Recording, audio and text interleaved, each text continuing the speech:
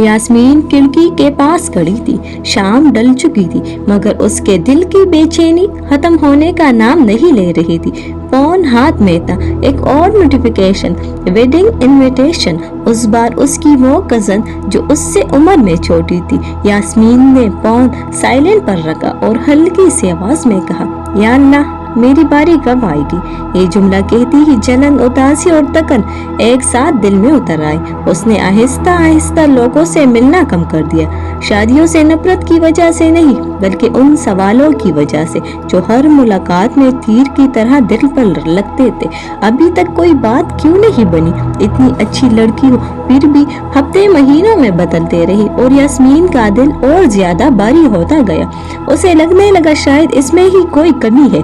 यही सोच उसकी खुदी को अंदर ही अंदर कह रही थी। नमाज में दिल नहीं लगता था, दुआ में यकीन कम होता जा रहा था और रातें खामोशी में आंसू बहाते गुजरने लगे।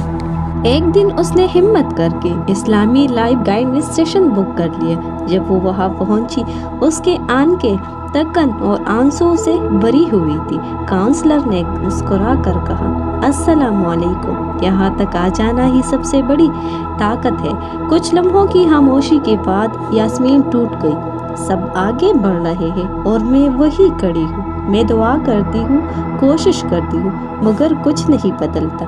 काउंसलर ने सुकून से सुना और नरमी से पूछा, तुम जानती हो कुरान हमें डिले के बारे में क्या सिखाता है?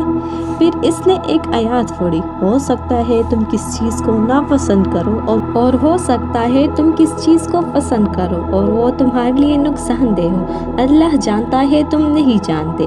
काउंसलर ने कहा, डिले का मतलब इनकार नहीं होता। कभी अल्लाह हमें किसी नुकसान से बचा रहा होता है, कभी हमें तैयार कर रहा होता है और कभी हमारे दिल को पाक कर रहा होता है। मगर शैतान तभी वसवसे डालता है, तुम बहुत पीछे रह गई हो, सब तुमसे बेहतर है। तुम ये वसवसे जलन को जन्म देते हैं और जलन दिल को जहर बना देती है। नबी करीम पाक सल्लल्लाहु अलैहि वसल्लम ने फरमाया, हसद से बचो। ये नेकियों को ऐसे कहा जाता है जैसे आग लकड़ी को कहा जाती है। काउंसलर ने कहा, तुम्हारी जिम्मेदारी कोशिश और दुआ है। वक्त मुकर्रर करना अल्लाह का काम है।